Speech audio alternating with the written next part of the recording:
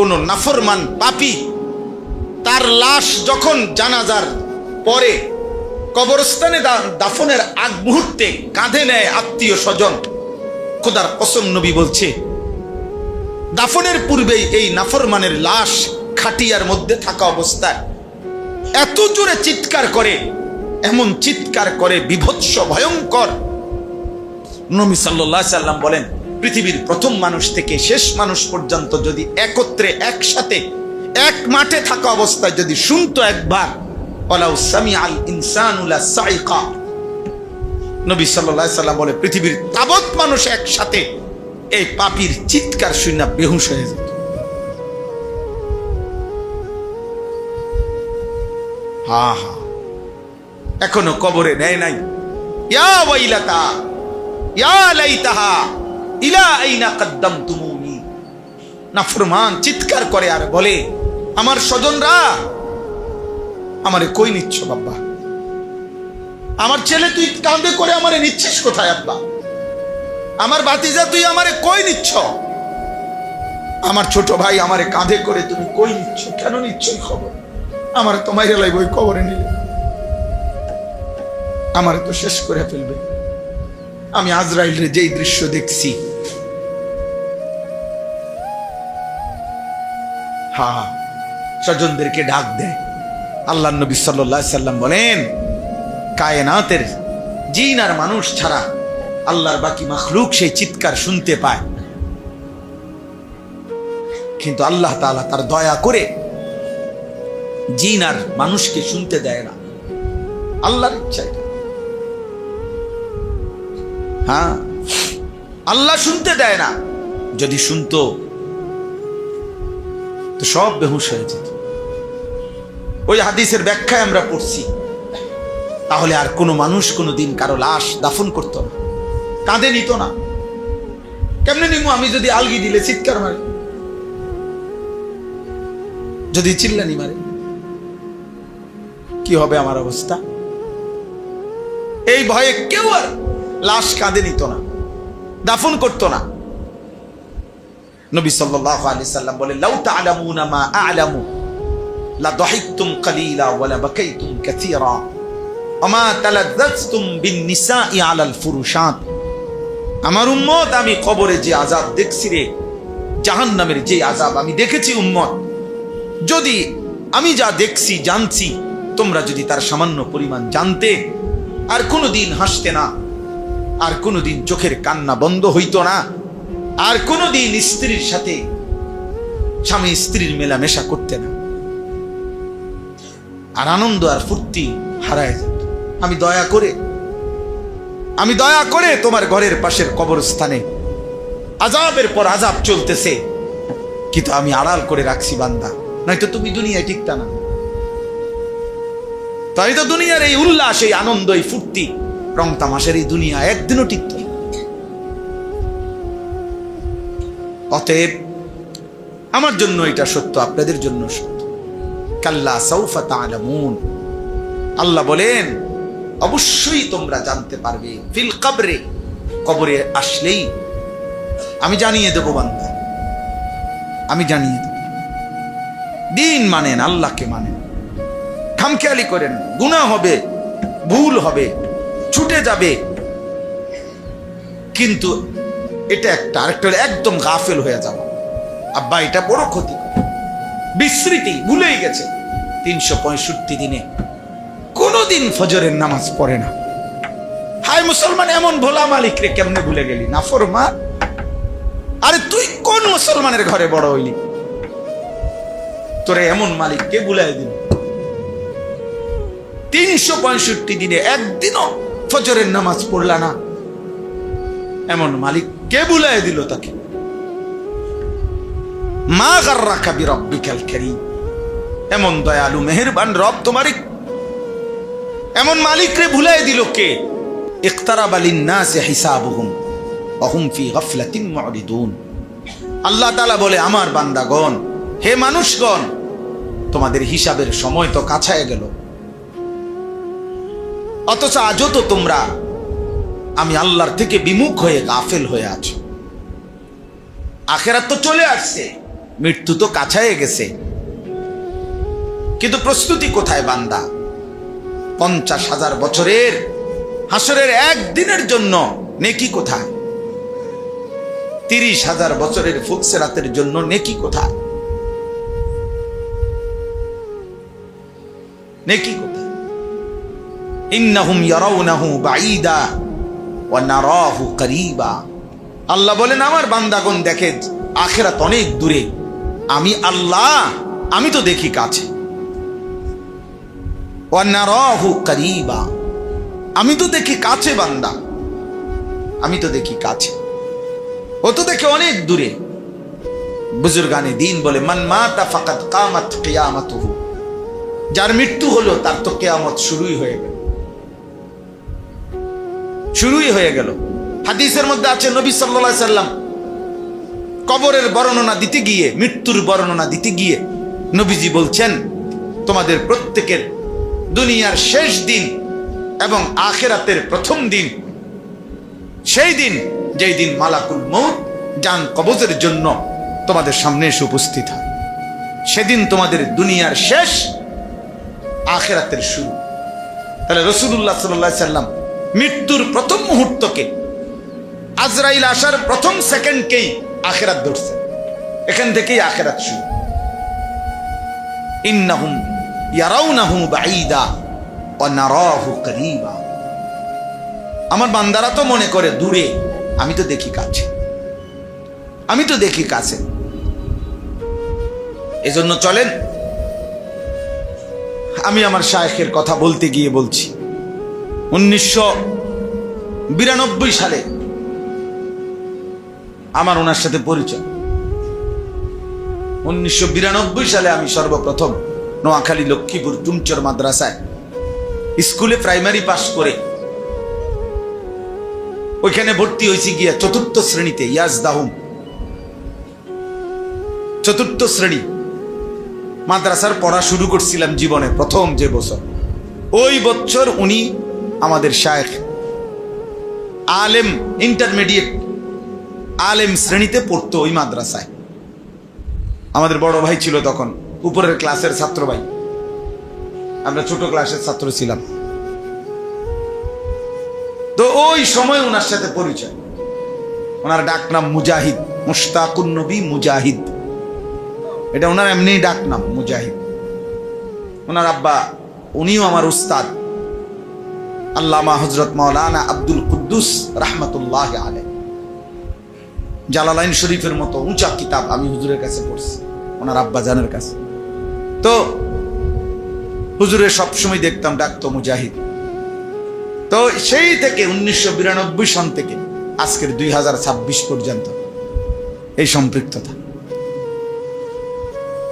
একদিনের 2 দিনের, একদিনের 2 দিনের, লম্বা সময়। আলহামদুলিল্লাহ, আল্লাহ তাআলা যেন মৃত্যু পর্যন্ত এই সম্পর্ক জারি রাখেন। তাইলে প্রত্যেকের কাছে এটা কথা, শুরুতে এটা বলে নিলাম, আমরা প্রত্যেকে ইনশাআল্লাহ এই আল্লাহওয়ালাদের কাছে আসা, বিভিন্ন ইসলাহি মজলিসে যাওয়া, এটাকে মামুলি মনে করবেন না। এ আসা যাওয়ার বরকতে, এ খিচ্চা দম খিচ্চা নফসের বিরুদ্ধে মন চাচ্ছে না। আমি যে শুরুতে বলছি এজন্য যে অনেকেরই কষ্ট হইতেছে, অনেকে মাহফিলের কথা বলার জন্য আসছেন, অনাইয়া ফেঁসে পড়ে বসে রয়েছেন, বিপদে পড়ে বসে রয়েছেন, আপনার অনেক কাম। আমার অনুরোধ আপনি আরেকদিন আসেন, যেদিন কাম কম হবে, যেদিন আপনার আজকে তো আপনি যার তাড়াহুড়া, আর যেদিন আপনি তাড়াহুড়া কম ওই দিন আপনি আইসেন। আজকে মানুষের ভিড়, অতএব শুরুতেই এটা বলছি, আমাদের নিজের ফিকির করা চাই, নিজের ফিকির করা চাই, নিজের আত্মভাবনা, আত্মসংশোধন, এটা আমাদের জন্য জরুরি।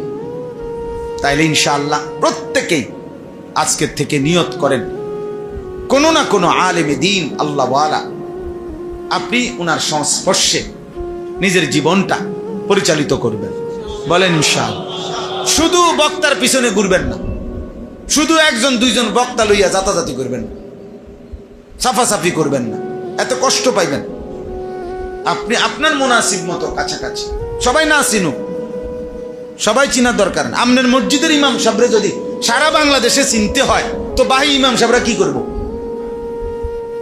কথা বলে না কেন? বাকি ইমাম সাহেবরা কি করতো তাহলে? ওনারা শান্তি দেশে চলে যাইতো তো। তাহলে এটা তো জরুরি। অতএব আমার ফায়দা দরকার, আমার আখিরাত দরকার, আমার দরকার, আমার আল্লাহর ভয় আসা দরকার। আল্লাহ তাআলা আমাদেরকে তৌফিক দান করে। আর একটু কথা, কোরআনুল কারীমের এই যে 4টা আয়াত পড়ছি আমি, শুধু অল্প একটু তর্জমা আপনাদেরকে শুনাই, এরপরে ইনশাআল্লাহ আমরা শেষ করে দিচ্ছি। সূরা মুলক 29 নম্বর পারা, 67 নম্বর সূরা। এই সূরার 4টা আয়াত পড়ছি আমি, 12, 13, 14, 15। এই সূরাটার মধ্যে মোট 30টি আয়াত। আমার শায়েখ আরিফ বিল্লাহ আল্লামা মুফতি মুশতাকুন নবী কাসিমি হযরত এই বছর রমজান মাসে আমরা শেষ দশক এতেকাফে ছিলাম হযরতের সাথে। প্রায় 1200 সাথী, 1100 জনের মতো হবে, যারা এক মসজিদে একসাথে এতেকাফে ছিলাম। তো এই এতেকাফের 10 দিনে শায়েখ দামাত বারাকাতুহুম ধারাবাহিকভাবে একটি সূরা তাফসীর করেছেন। সেই সূরাটি হচ্ছে সূরা মুলক। এই সূরাটা 29 নম্বর পারা, 67 নম্বর সূরা। সেই সূরা থেকেই আমি 4টা আয়াত পড়ছি। এই সূরাটার অন্যতম বৈশিষ্ট্য হলো মাত্র 30 আয়াত, 4-5 মিনিটের সূরা, কিন্তু এর বড় ফজিলত হলো নবী সাল্লাল্লাহু আলাইহি ওয়াসাল্লাম থেকে 3টি বর্ণনা আছে এই সূরার ফজিলতে। 1 নাম্বার, নবীজি সাল্লাল্লাহু আলাইহি সাল্লাম বলেন, ইন্না সূরাতান ফিল কোরআনিল কারীম 30 আয়া শাফাআত লিসাহিবিহা হাত্তা গুফিরা লাহু। কোরআনুল কারীমে 30 আয়াত বিশিষ্ট একটি সূরা আছে। কিয়ামতের দিন এই সূরাটি যে নিয়মিত তেলাওয়াত করবে দুনিয়ায়, এই সূরাটি ওই ব্যক্তির জন্য আল্লাহ তাআলার নিকট এই পরিমাণ সুপারিশ করবে, শেষ পর্যন্ত আল্লাহ ওই ব্যক্তিকে মাফি করে দিবে। এটা এই তাবারাকাল্লাযী বিয়াদিহিল মুলক। 2 নম্বর ফজিলত, নবী সাল্লাল্লাহু আলাইহি ওয়াসাল্লাম বলেন, সূরাতুন ফিল কোরআনিল কারীম খাসামা আন সাহিবিহা। কোরআনুল কারীমের একটি সূরা আছে, যে সূরাটি কিয়ামতের দিন ওই সূরা তেলাওয়াতকারীর জন্য ফেরেশতাদের সাথে ঝগড়া করবে, তর্ক করবে।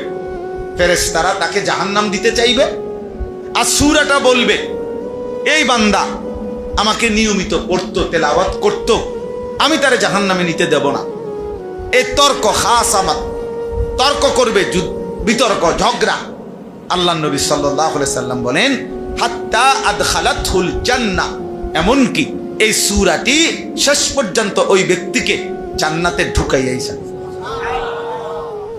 এই সূরা মুলক। 3 নাম্বার, আল্লাহ নবী সাল্লাল্লাহু আলাইহি ওয়াসাল্লাম বলেন, আল মানিআ আল মুনজিয়া। এই সূরাটি বাধা দানকারী, রক্ষাকারী। কিসের থেকে? তুনজিহি মিন আযাবিল কবর। আল্লাহ নবী সাল্লাল্লাহু আলাইহি ওয়াসাল্লাম বলেন, যে ব্যক্তি নিয়মিত এই সূরাটি তেলাওয়াত করবে, এই সূরাটি তাকে, ওই ব্যক্তিকে কবরের আযাব থেকে রক্ষা করবে। কবরের আযাব থেকে রক্ষা পাওয়ার একটি পরীক্ষিত নববী প্রেসক্রিপশন নবী সাল্লাল্লাহু আলাইহি সাল্লাম বলছেন, এই সূরা মুলক তেলাওয়াত করা। আল্লাহ নবী সাল্লাল্লাহু আলাইহি সাল্লাম এটাকে, এই ফজিলত নবীজি সাল্লাল্লাহু আলাইহি সাল্লাম উল্লেখ করেছেন। এবার ছোট্ট কথা হলো, রাসূলুল্লাহ সাল্লাল্লাহু আলাইহি সাল্লামের একাধিক হাদিসের বর্ণনা দ্বারা এই কথা স্পষ্ট যে কবরের আযাব সত্য। আহলে সুন্নাত ওয়াল জামাতের সর্বসম্মত আকীদা, কবরের আযাব সত্য। আযাবুল কবরে হাক্কুন, কবরের আযাব সত্য। নবী সাল্লাল্লাহু আলাইহি সাল্লাম 5 ওয়াক্ত নামাজের পরে যে দোয়াগুলো পড়তেন, তন্মধ্যে একটি দোয়া এটাও ছিল যে তিনি প্রত্যেক নামাজের পরে দোয়ার মধ্যে কবরের আযাব থেকে পানাহ চাইতেন। আল্লাহুম্মা ইন্নী আউযু বিকা মিন আযাবিল কবর ওয়া মিন ফিতনাতিল কবর।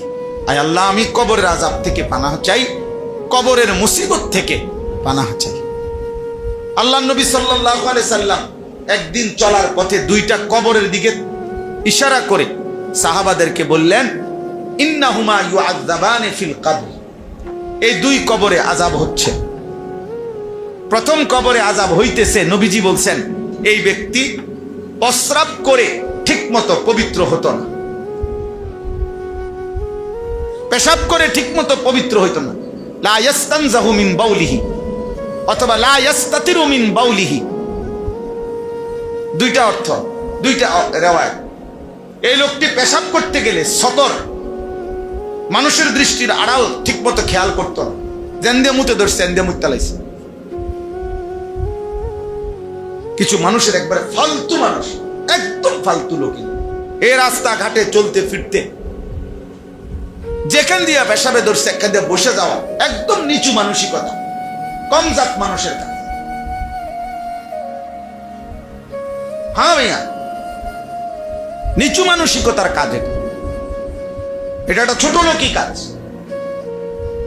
ভদ্র শরীফ একজন মার্জিত মানুষ, রুচিশীল মানুষ এমন হইতে পারে না।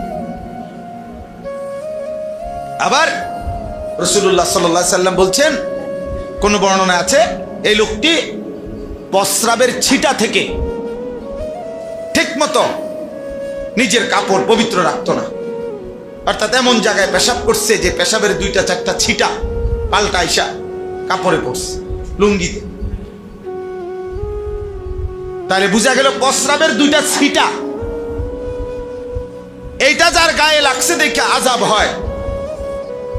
বছরের পর বছর, দিনের পর দিন যে নাফরমান পেশাব করে পানি নেয় না, টয়লেট পেপার ব্যবহারই করে না, তার পেশাব কি পরিমাণ প্যান্টে এবং লুঙ্গিতে জমা হয়, তার কি হবে,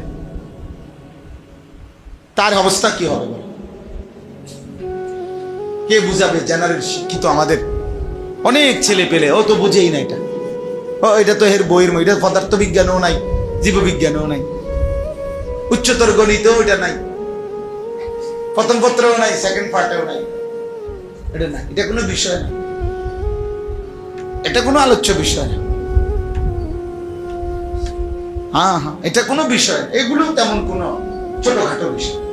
ইসলামের যাই বলবেন, কিছু অভদ্র লোক আছে, দুশ্মন মানকা কিছু লোক আছে, এরা যেটাই বলবেন, আমরা হুজুররা যেটাই বলি, এটা ছোটখাটো বিষয়,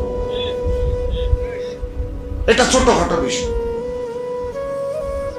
আর বাতের ফিকির, তরকারির ফিকির, বিল্ডিং এর ফিকির, দুনিয়া সাজানোর ফিকির, এটা হলো বড় বিষয়।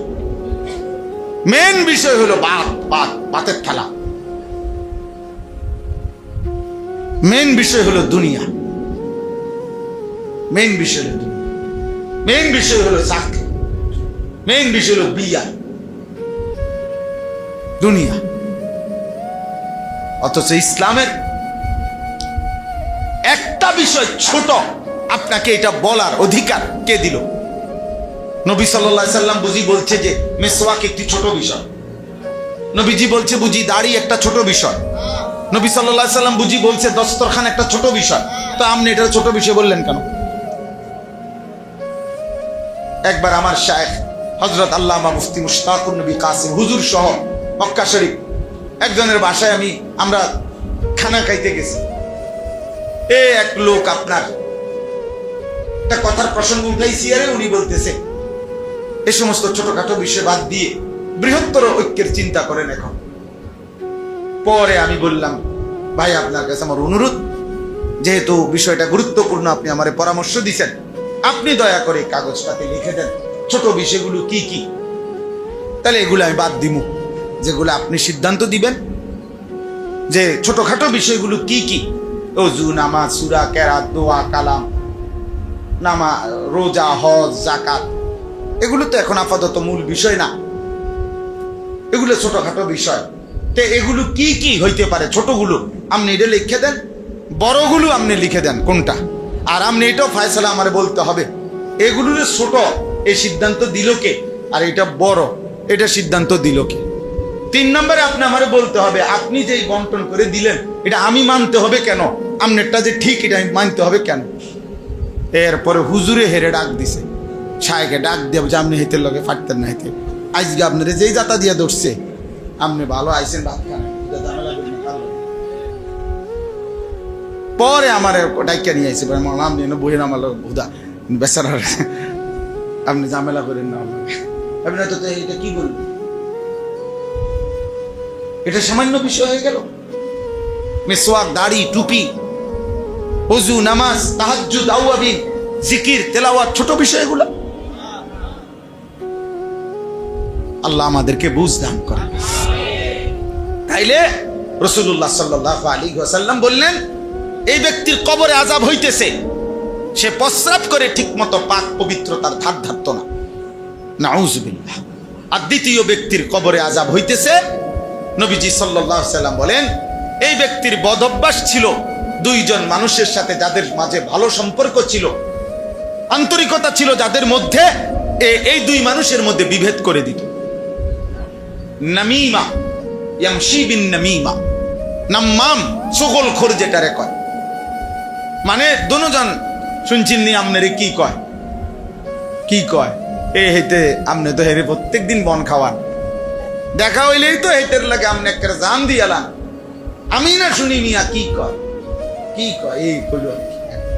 এরপরে হয়তো এই কথা শুন না আও কইও না, মানুষ এরকম এখনকার দুনিয়া স্বার্থপর, এরকম হয় কিছু থাকবে এই দুনিয়া। এবার ওই বেটারে কইছে আপনারে কইছে স্বার্থপর, নিমুখ হারাম, আপনি বনের কি করেন নাই, কৃতজ্ঞতা আদায় করেন নাই, আপনার আর বন খাওয়াইতো না।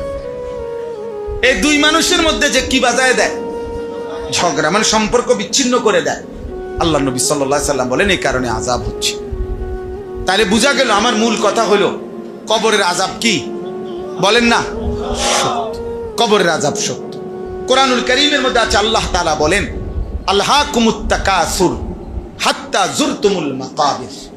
এই যে কবর, মাকাবির, আল্লাহ বলেন আমার বান্দাগণ দুনিয়া বাড়ানোর নেশা তোমাদেরকে আখিরাত ভুলাইয়া দিল, দুনিয়াতে ব্যস্ত করে দিল।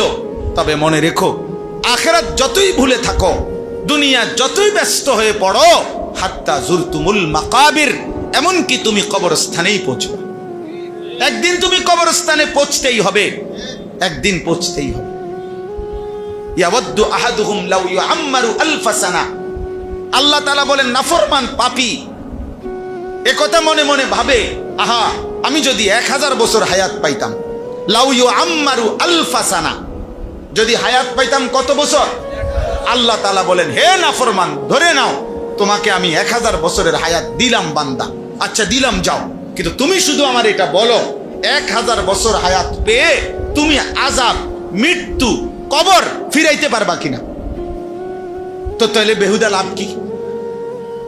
এমন যদি হইতো হুজুর আর আমি যদি 5টা বছর সুযোগটা পাই, আলহামদুলিল্লাহ যে লাইন করে রাখছি, আর 5টা বছরে ইনশাআল্লাহ এভাবে গুছিয়ে ফেলতে পারবো, আজরাইলের আব্বা তাগো বংশের কেউ আমার খুঁজে পাইত, আজরাইলের বংশের কেউ খুঁজে পাবে এমন সম্ভব? 1000 বছর হায়াত পেলেও মৃত্যুকে ঠেকানো সম্ভব? তাইলে আপনি আযাবকে ঠেকাবেন কেমন? ওমা হুয়া বিমুজাহজিহি মিনাল আযাবি আন ইউআম্মার। আল্লাহ বলে বান্দা তোমার দীর্ঘ হায়াত তো তোমার আযাব থেকে প্রতিহত করতে পারবে না। বান্দা বেহুদা হায়াত চাচ্ছ কেন? লাভ কি হবে? লাভ কি হবে? বরং গুনাহ ছাড়ো, বরং কি ছাড়ো? গুনাহ ছাড়ো। আযাব থেকে বাঁচবা কেমনে সেটা দেখো, জাহান্নাম থেকে বাঁচবা কেমনে সেটা দেখো। এই যে এই বাচ্চাগুলো তো আমাদের মাদ্রাসার নাম না, আমগো উস্তাদ একজন দেখেন না, এই রুমে বাচ্চা খুব দুষ্টামি করতেছে।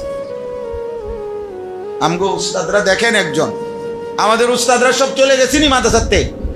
মাসুম, আমাদের শিক্ষকরা কি ছুটি?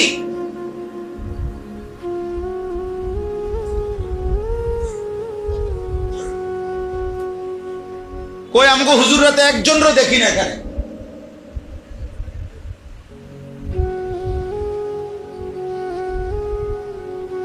এখানে জিম্মাদারি কাদের?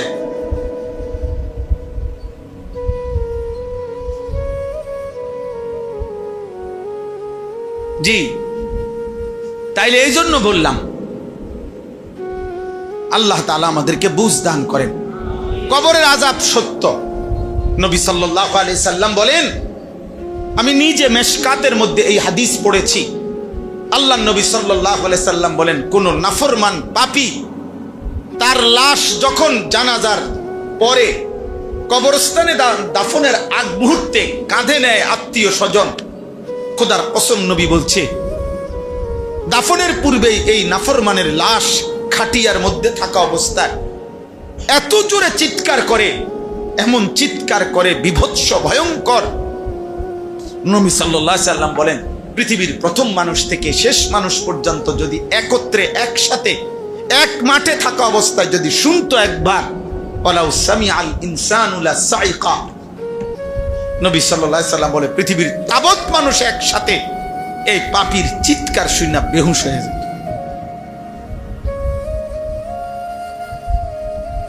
হা হা, এখনো কবরে নেয় নাই। ইয়া ওয়াইলাতা ইয়া লাইতাহা ইলা আইনা কদ্দামতুমুনি। নাফরমান চিৎকার করে আর বলে, আমার স্বজনরা আমারে কই নিচ্ছ বাবা? আমার ছেলে তুই কাঁধে করে আমারে নিচ্ছিস কোথায় আব্বা? আমার ভাতিজা তুই আমারে কই নিচ্ছ? আমার ছোট ভাই আমারে কাঁধে করে তুমি কই নিচ্ছ? কেন নিচ্ছ খবর? আমার তোমায় লাগবে ওই কবরে নিলে আমারে তো শেষ করে ফেলবে। আমি আজরাইলের যেই দৃশ্য দেখছি, হা হা, স্বজনদেরকে ডাক দেয়। আল্লাহ নবী সাল্লাল্লাহু আলাইহি সাল্লাম বলেন, কায়নাতের জিন আর মানুষ ছাড়া আল্লাহর বাকি মাখলুক সেই চিৎকার শুনতে পায়, কিন্তু আল্লাহ তাআলা তার দয়া করে জিন আর মানুষকে শুনতে দেয় না। আল্লাহর ইচ্ছা। হ্যাঁ, আল্লাহ শুনতে দেয় না। যদি শুনতো তো সব বেহুশ হয়ে যেত। ওই হাদিসের ব্যাখ্যায় আমরা পড়ছি, তাহলে আর কোনো মানুষ কোনোদিন কারো লাশ দাফন করতো না, কাঁধে নিত না। কেমনে নিমু? আমি যদি আলগি দিলে চিৎকার মারে, যদি চিল্লানি মারে, কি হবে আমার অবস্থা? এই ভয়ে কেউ আর লাশ কাঁধে নিত না, দাফন করতো না। নবী সাল্লাল্লাহু আলাইহি সাল্লাম বলেন, লাউ তা'লামুনা মা আ'লামু লা দাহিকতুম কালিলা ওয়া লা বাকাইতুম কাসীরা ওয়া মা তালাজ্জাজতুম বিন নিসাই আলাল ফুরুশাত। আমার উম্মত, আমি কবরে যে আযাব দেখছি রে, জাহান্নামের যে আযাব আমি দেখেছি উম্মত, যদি আমি যা দেখছি জানছি তোমরা যদি তার সামান্য পরিমাণ জানতে, আর কোনোদিন হাসতে না, আর কোনোদিন চোখের কান্না বন্ধ হইতো না, আর কোনোদিন স্ত্রীর সাথে স্বামী স্ত্রীর মেলামেশা করতে না, আর আনন্দ আর ফুর্তি হারায় যেত। আমি দয়া করে তোমার ঘরের পাশের কবরস্থানে আযাবের পর আযাব চলতেছে, কিন্তু আমি আড়াল করে রাখছি বান্দা, নয়তো তুমি দুনিয়ায় টিকতা না। তাই তো দুনিয়ার এই উল্লাস, এই আনন্দ, এই ফুর্তি, রং তামাশের এই দুনিয়া একদিনও টিকত না। অতএব আমার জন্য এটা সত্য, আপনাদের জন্য সত্য। কাল্লা সাউফা তা'লামুন, আল্লাহ বলেন অবশ্যই তোমরা জানতে পারবে। ফিল কবরে, কবরে আসলেই আমি জানিয়ে দেব বান্দা, আমি জানিয়ে দেব। দিন মানেন, আল্লাহকে মানেন, খামখেয়ালি করেন, গুনাহ হবে, ভুল হবে, ছুটে যাবে, কিন্তু এটা একটা। আরেকটা একদম গাফেল হয়ে যাওয়া, আব্বা এটা বড় ক্ষতি, বিস্মৃতি, ভুলেই গেছে। 365 দিনে কোনদিন ফজরের নামাজ পড়ে না। হায় মুসলমান, এমন ভোলা মালিক রে কেমনে ভুলে গেলি? নাফরমান, আরে তুই কোন মুসলমানের ঘরে বড় হইলি? তোরে এমন মালিক কে ভুলাই দিল? 365 দিনে একদিনও ফজরের নামাজ পড়লা না, এমন মালিক কে বুলাই দিল তাকে? মা গাররাকা বিরাব্বিকাল কারীম, এমন দয়ালু মেহেরবান রব তোমারই, এমন মালিক রে ভুলাই দিল কে? হযরত মাওলানা তারেক জমিল সাহেব এটা বলছিলেন, আমি ওনার উর্দু বয়ানে শুনছি। 6 মাস 9 মাস 1 বছর 2 বছর কোন সন্তান যদি তার মায়ের খবর না নেয়, আর সেই সন্তান যদি কোনোদিন এরপরে ভুল বুঝতে পেরে মার কাছে আসে, মা যদি বুকের মধ্যে জড়ায় ধরে বলে, চোখের পানি ছেড়ে দিয়ে বলে যে সন্তান, এমন মারে কেমনে ভুলি, এমন মারে কেমনে ভুলি? 9 মাসের গর্ভ ভুলে গেলি কেমনে সন্তান? 2 বছরের দুধ পান কেমনে ভুলে গেলি? হযরত বলেন তো, পৃথিবীর সবচেয়ে পাষাণ দিল সন্তানও তো চোখের পানি ছেড়ে দিবে, ছাড়বে না? আল্লাহ যদি বলে বান্দা, এমন মালিক কেমনে বললি? 24 ঘন্টা যে আমি তোমাকে লালন করছি, পালন করছি, একটা সেকেন্ড তোমারে বান্দা আমি চোখের আড়াল হতে দেই না। আমি প্রায় দিন চিন্তা করি, আমার এটা অনেক দিন মনে হয়, আমার নাকের 2টা ছিদ্র খোলা থাকে, আমার কান 2টা খোলা থাকে, আমার নিরাপত্তা কিসের? আমি তো ঘুমে, আমার কানের মধ্যে যদি পোক ঢোকে, আমার 2টা নাকের ভিতরে যদি পোক ঢোকে, মারাত্মক কোনো ক্ষতিকারক কিছু ঢোকে, আল্লাহ তাআলা কোরআনুল কারীমের মধ্যে স্পষ্ট বলছে, লাহু মুআক্কিবাতুম মিন বাইনি ইয়াদাইহি ওয়া মিন খালফিহি ইয়াহফাজুনাহু মিন আমরিল্লাহ। সুবহানাল্লাহ। আল্লাহ তাআলা বলে, বান্দা তোমার সামনে পিছনে চতুর্দিক থেকে আল্লাহ তাআলা বলেন, আমার মুআক্কিবাত, তোমাকে সতর্ক পাহারা দানকারী ফেরেশতাগণ রয়েছে, ইয়াহফাজুনাহু মিন আমরিল্লাহ, আল্লাহর হুকুমে যারা আমার বান্দাকে হেফাজত করছে। তোমার নাক পাহারা দেয়, তোমার কান পাহারা দেয়, ফেরেশতা পাহারা দেয়। ফেরেশতা তো শুধু এই 2 জন না মিয়া, আরো ফেরেশতা আছে। এই 2 জন তো লেখে না, অন্যান্য কাজ আমাদের ফেরেশতা করছে, আমাদেরকে নেক কাজের প্রেরণা দেয়, ফেরেশতা আছে। আমাদের ভিতরের অঙ্গ প্রত্যঙ্গের সার্কুলেশন জারি রাখে, আলাদা ফেরেশতা আছে, আলাদা ফেরেশতা আছে। অতএব এমন মালিক ভুলে যাওয়া, আল্লাহকে ভুলে যাওয়া, কবরের আযাবকে ভুলে যাওয়া, বা আখিরাত তো আরো সামনে, হাসরের ময়দান তো আরো সামনে। আপনারা সবাই ভাবেন, আমিও ভাবি, 1 মিনিট কেউ ভাবেন, একটা বেঈমানের ব্যাপারে চিন্তা করেন, যে কোনো একটা বেঈমান, যে কোনো একটা পূর্ব জামানার কাফেরের ব্যাপারে ভাবেন তো, ও মাটির উপরে ছিল কতদিন, মাটির নিচে কত। আবু জেহেল ধরেন, আবু জেহেলের হিসাব কর, এখন হলো 1447 হিজরি, হিজরতের 1 বছর পরে বদরের যুদ্ধ হয়েছে, আর বদরের যুদ্ধেই বেঈমান নিহত হয়েছে আবু জাহেল। তাহলে আজ থেকে 1446 বছর আগে আবু জেহেল নিহত হয়েছে। তাহলে আবু জেহেল মাটির নিচে কবরে আজকে কত বছর? 1446 বছর। এই বেঈমান মাটির উপরে ছিল কত বছর? 60 বছর, না তো 70 বছর। তাহলে মাটির উপরে তো ছিলি, অহংকার করেছিলি 60-70 বছর। শুধু মাটির নিচে কবরের আযাবে আছে, জাহান্নামের আযাব তো সামনে, হাসরের ময়দানের আযাব তো সামনে, শুধু কবরেই তো আছে 1446 বছর। আরো থাকবে কতদিন কে জানে। নূহ আলাইহিস সালামের কওম, হুদ আলাইহিস সালামের জাতি, ফেরাউন, নমরুদ, কারুন, ওরা আজ কতদিন কবরে। মাঝখান দিয়ে 2-1 বার কিয়ামত হইছে, ফাঁকি দিয়ে আখিরাত হইছে কোনো? আর আখিরাত হইলে অসুবিধা হবে কি, লাভ কি? আর আখিরাত হইলে তো জাহান্নাম, জাহান্নাম না। যদি ফাঁকি দিয়ে কিয়ামত হইতো তো কি লাভ হইতো? হ্যাঁ, কবর থেকে জাহান্নাম, হাজতি থেকে এখন কয়েদি, এ তো জেলখানাতে। আল্লাহ আমাকে মাফ করে দেন। এজন্য আল্লাহ তাআলা বলেন, ইন্নাল্লাযীনা ইয়াখশাউনা রাব্বাহুম বিল গায়ব, নিশ্চয়ই যারা তাদের রব আল্লাহকে ভয় করে না দেখে, লাহুম মাগফিরাতুম ওয়া আজরুন কাবীর, আল্লাহ তাআলা বলেন আমার পক্ষ থেকে তাদের জন্য রয়েছে মাগফিরাত, ক্ষমা এবং শ্রেষ্ঠতম প্রতিদান জান্নাত। সাওয়াবুন জাজিল তাফসীরে লিখছে আই আল জান্নাহ। এই শব্দটার দুইটা অর্থ। ইয়াখশাউনা রাব্বাহুম বিল গায়ব, যারা তাদের রবকে ভয় করে, বিল গায়ব অদৃশ্যভাবে। এই কথার দুই অর্থ। এক, আল্লাহকে না দেখে, আল্লাযীনা লাম ইয়ারাউহু তাফসীরের শব্দ, যারা আল্লাহকে দেখে নাই অথচ তাকে ভয় করে, ফিস সিররি ওয়াল আলান, গোপনেও প্রকাশ্যেও, একাকীও সবার সাথেও, হার হালাতে তার কলিজার ভিতরে এটা আছে, আমার আল্লাহ আছে, আমার আল্লাহ আছে।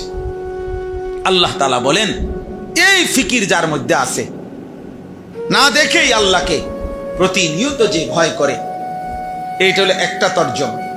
আর আরেকটা তর্জমা হলো আল্লাযীনা ইয়াখশাউনা রাব্বাহুম বিল গায়ব আয় ইয়াখাফুনা আযাব রাব্বিহিম, যারা তাদের রবের আযাবকে ভয় করে। আল্লাহকে ভয় করে মানে আল্লাহর আযাবকে ভয় করে। আল্লাহকে ভয় করে মানে কি বলেন না? আল্লাহর আযাব। আল্লাহর আযাব নিশ্চিত, কথা বলে না? আল্লাহ কসম করে বলছে, কসম করে, ইন্না আযাবা রাব্বিকা লাওয়াকি'।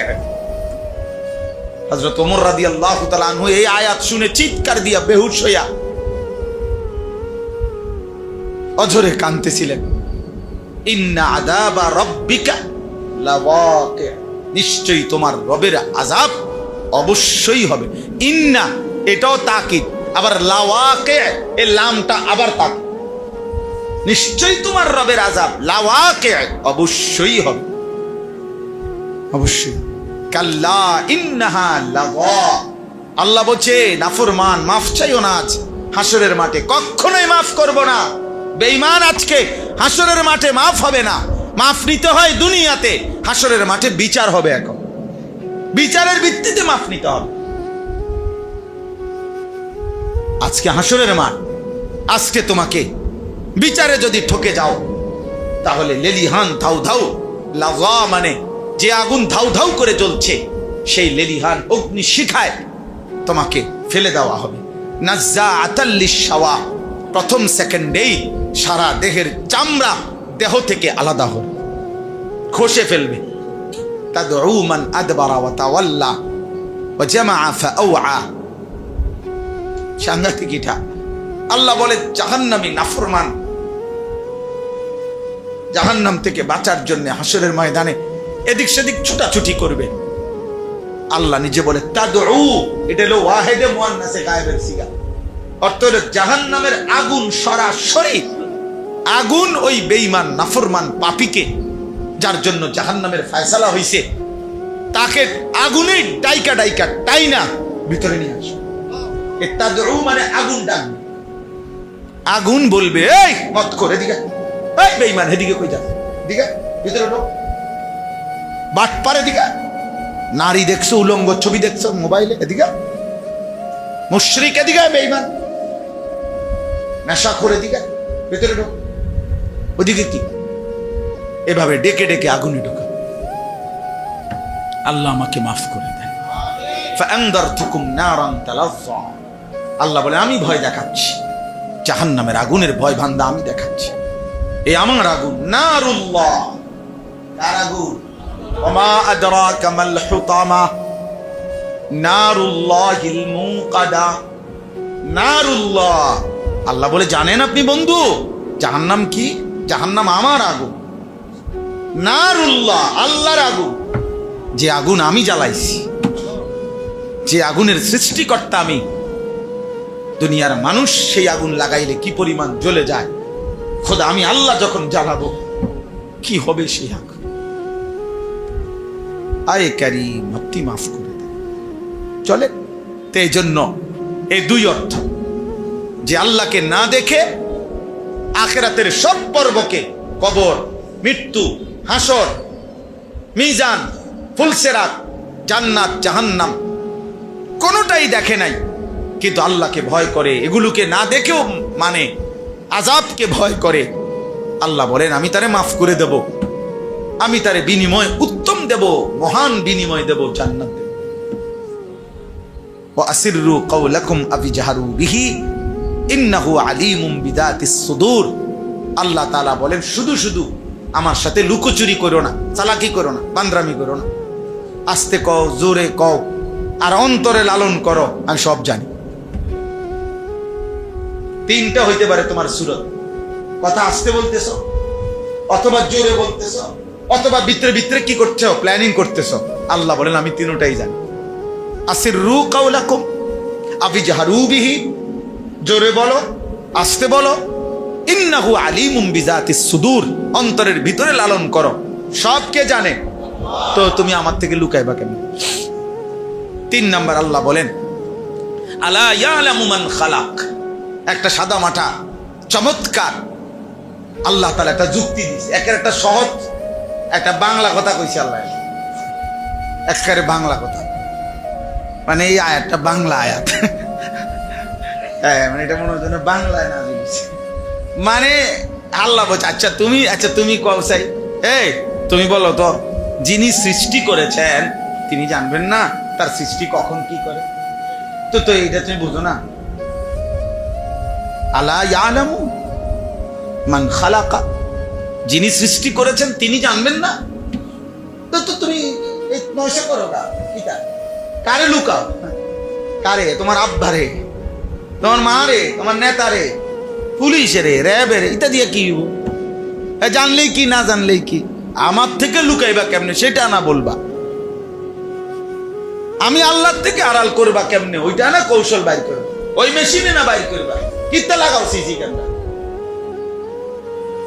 আল্লাহ আমাদেরকে মাফ করে দেন। আলা ইয়ালামু মান খালাক ওয়া হুয়াল লাতীফুল খাবীর।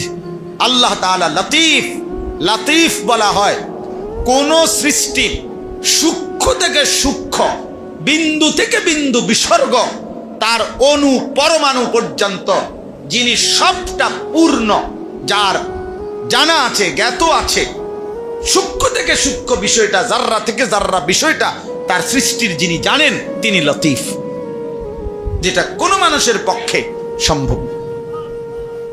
আল খাবীর, এবং যিনি বাহ্যিক যত সংবাদ, যত খবর তাও যিনি রাখেন, এবং একবারে শেষ নিখুঁত সূক্ষ্ম থেকে সূক্ষ্ম বিষয়টাও যিনি জানেন তিনি আল্লাহ।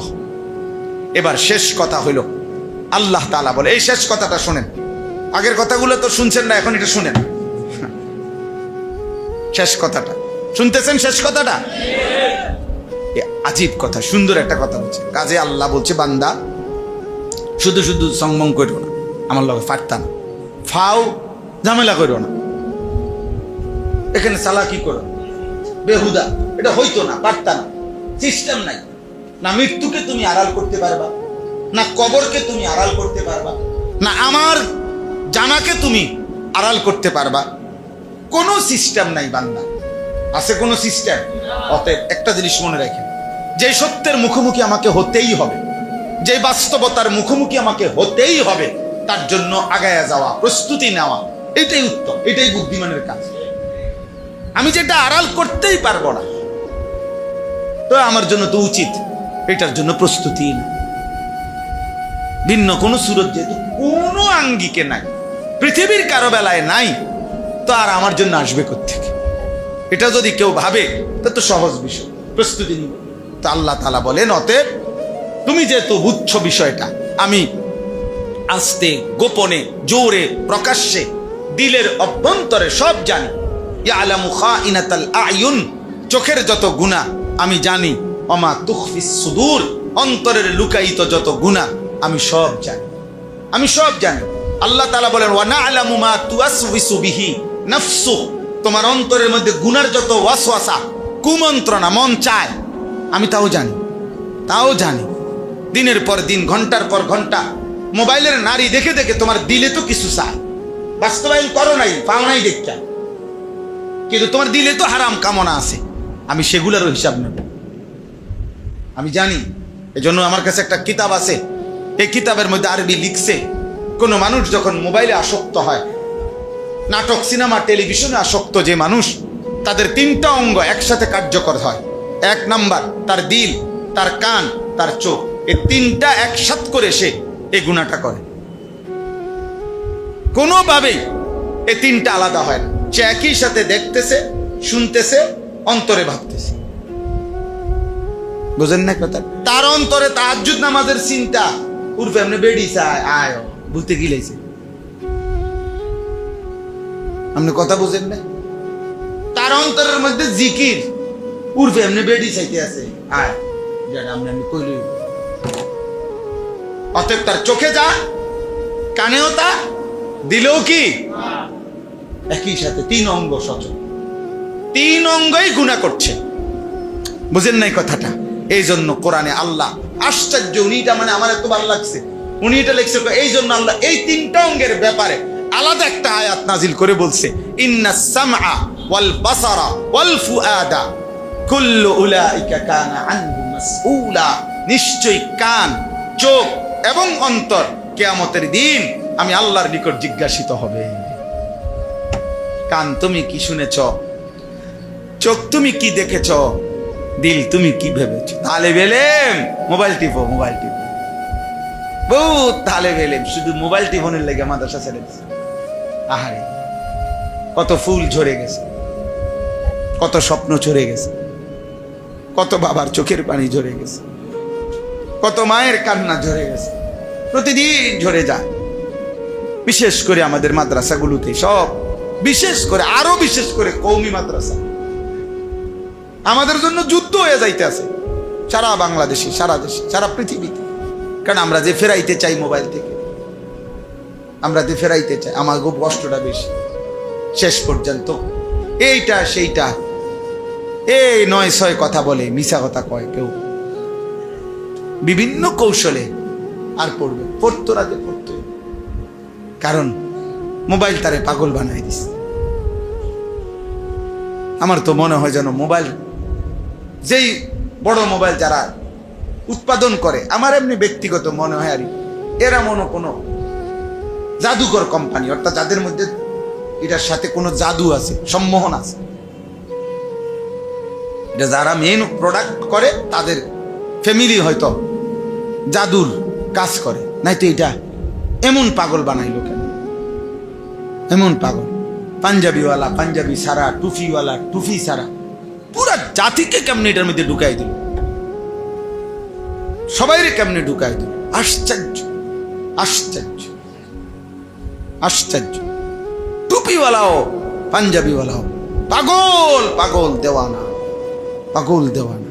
কোনো না কোনো ভাবে মোবাইল ব্যবহারের একটু স্বাধীনতা, সুযোগ, আহা, যেমনে হোক বাহির করবেই করবে। আল্লাহ হেফাজত করেন। আল্লাহ তাআলা বলেন, হুয়াল্লাযী জাআলা লাকুমুল আরদা যালুলান ফামশু ফি মানাকিবিহা ওয়া কুলু মির রিজকিহি ওয়া ইলাইহিন নুশুর। অতএব তিনি আল্লাহ, গোটা জমিন যিনি তোমাদের অধীন করে দিয়েছেন।